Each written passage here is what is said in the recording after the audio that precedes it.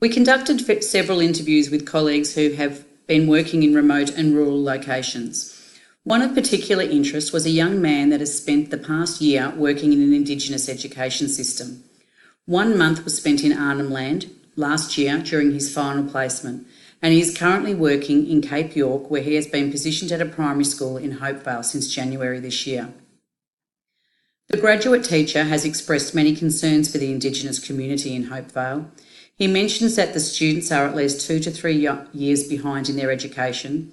There is fighting and violence in the school ground every day. Attendance is poor, and 10% of students have been diagnosed with fetal alcohol syndrome. The Hopevale community has a gym and a pool area which was erected to engage children after school hours, but there is no one that will work in it on the weekend, so there is nothing for the children to do except roam the streets and commit petty crimes. He has seen children come to school after being left alone for the weekend.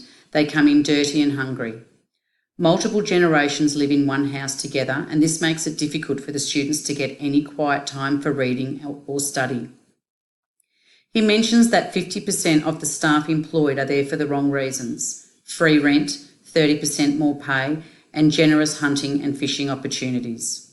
He says the principal is bullied by staff and does not show strong leadership, and their pedagogical framework is based on direct instruction, which is didactic in nature and not relevant to the type of learning that it would engage these students.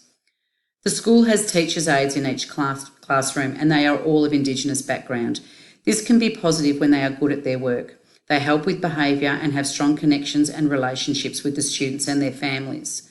None of the aides have a formal qualification, and some of them have poor levels of literacy themselves. Many of them are related to 3/4 of the school, and this can often cause problems due to over-familiarity. Every day, an aide will hit or pinch a child for not working properly.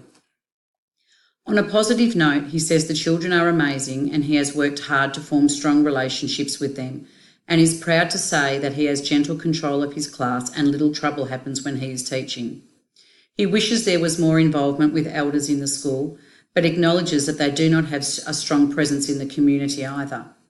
In stark contrast to the school in Arnhem Land, where he spent some time, the elders were a strong influence in both the school and the extended community, and culture was taught and celebrated on a daily basis.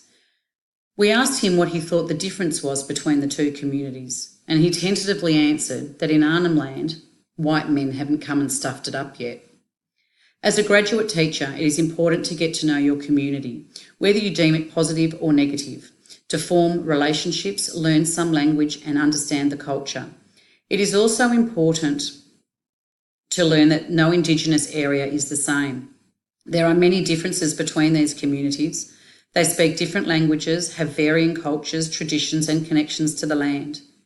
What we learn in our degree is only a tip of the iceberg, and the more we can communicate with teachers in this field, the more knowledge we can learn for our own practices.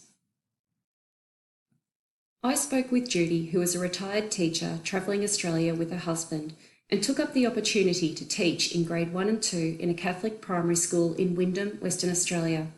Judy called the class a melting pot of nationalities, consisting of non-Indigenous and Indigenous students from 5 different tribes and several nations. Each class in the school had an Aboriginal teacher assistant, ATA, who was a respected member of the Indigenous community or an elder. Judy couldn't speak highly enough of these amazing assistants. She said they helped the students each morning to clean their noses and ears to assist in closing the gap in health between Indigenous people and other Australians. Left untreated, ear infections can lead to hearing loss, which may limit a child's capacity to develop socially, emotionally and educationally. The students were encouraged to speak English at school, but could sometimes struggle with certain words and concepts, which the ATA would help to translate and teach the correct pronunciation and English meaning. The ATAs were able to assist in the teaching of religion by explaining to the students the Indigenous side and version. The class had a wide spectrum of student needs and abilities, similar to that of any classroom. Some students were ahead in their learning and others had significant gaps in their according to the Australian curriculum. All of the Indigenous students had individual learning or educational plans as part of closing the gap. Behavioural issues, such as refusal to attempt learning tasks or throwing themselves onto the floor were dealt with by the ATA, who took the students out of the class, away from other students' line of sight, and spoke to them calmly until they were ready to return. Involving the families in the school community was extremely important. Many parents did not value education and did not place a high level of importance on attending and participating. Having family come into the classroom to help encouraged students to want to learn. Students related to the ATAs valued education and were generally more inclined and wanted to learn. All families in the school community have a strong influence on the children's decisions. If they value education, the children will learn. Elders and respected members of the community are invited to help at the school with reading and excursions. Their knowledge and stories help to share the information and provide valuable translation of words. Some words in the Indigenous language had multiple meanings or inferences which were difficult to convey without their assistance. Judy stated that it is extremely important to involve yourself in the community. Most white members of the community hold positions of authority such as teachers, police officers and doctors. Many are also involved in their community through coaching of the local football team and going fishing and hunting. This provides the platform for members of the community to build a level of trust and to develop a mutual respect. The Indigenous student cohort could miss significant periods of schooling due to sorry business. Sorry business is not only mourning a deceased person, but also the loss of family members due to imprisonment, drugs or alcohol. Ceremonies and mourning periods can last weeks or months and are important within the Indigenous community, as it allows for kin to share stories that are linked to culture and are a way of passing information to younger generations. The Indigenous people have differing seasonal cycles according to location and Aboriginal cultures.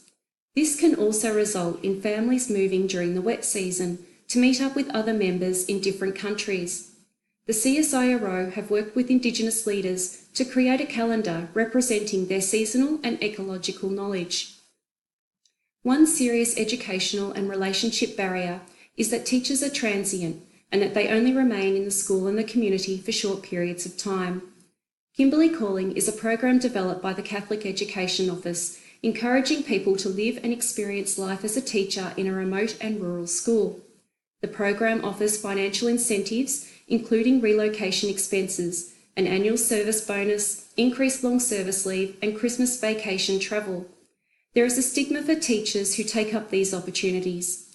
2-year tourists is a nickname given to teachers who use this 2-year tour of duty as a career stepping stone.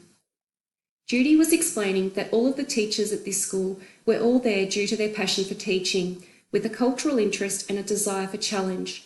Many of the teachers have families in other states and towns, and the pull to return to family is greater than their desire to remain in the community. In a remote community, it is often necessary to teach in a multi-grade classroom due to there being too few students to deliver lessons at each levels. Sometimes these classes can incorporate students who are 5 and 6 years apart, and this can create a huge burden to a teacher. Creating tasks and assessments that cross several grade levels can be cumbersome and time-consuming, but not all is lost. Research shows that children perform well, if not better, in multi-age classrooms, where they are assessed on their individual progress and ability rather than their age.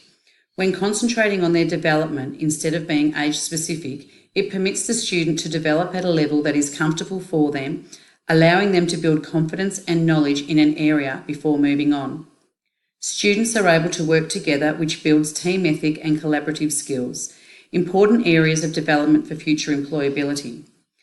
The framework also provides opportunity for peer tutoring, with the older students taking the lead and providing a more knowledgeable other for the younger students. A teacher needs to be organised and access information that will engage across the ages. The topic can be delivered as a group, discussed together, and then separated into levels by assigning the relevant task appropriate to the developmental stage. A multi-age class will often remain together longer than a traditional class, which supports a longer, deeper relationship, trust and social interactions. Differentiation is a philosophy which requires ongoing trial, reflection and adjustment. Differentiation is necessary within the classroom for a multitude of reasons. Students may have low levels of literacy and numeracy, mental health issues or emotional issues that restrict them from being ready to learn. In an Indigenous educational environment, as in non-Indigenous classrooms, there will be many students who have encountered trauma. This can be via direct interaction or from what they have witnessed within the home or the wider community. Adjustments need to be made depending on all of these circumstances. Relationships are paramount to gain the trust required to influence a student's will to achieve.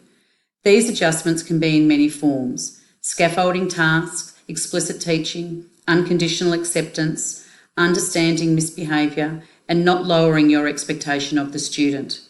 Students who have learning difficulties, mental anguish and low self-esteem need gentle, warm but firm direction and the knowledge that you believe they can complete the task. Differentiation is not an easy practice. It requires a teacher to know how that student learns and access, design and deliver tasks that will engage the student and allow them to use prior knowledge as a link to their new learning. A teacher must provide relevance in the topic and have knowledge of the environment and community in which it is being delivered. Reflect on your practice, ask yourself if the lesson has impact, were they engaged, and how can you improve? Throughout our journey, we have found that there are significant barriers for teachers in remote and rural schools. Understanding different cultures and languages, leadership and teacher transience in schools, lack of community buy-in with education and health and well-being issues. Many of these problems cannot be remedied by teachers alone, but it is important to remember what we can do to make a difference, and this is not just in remote areas and not just with Indigenous students. If teachers treat students and their communities with respect and support in an equitable and collaborative manner, involving Indigenous elders. If teachers can engage and demonstrate a willingness to understand and learn about different cultures and see them as learning opportunities, and if teachers identify students' learning needs through individual learning plans and respect different learning styles through differentiation in the classroom, we can make a difference. But the one thing we have discovered is that a teacher must build relationships, form trust and engage with the community. Relationship is everything. Thank you for listening.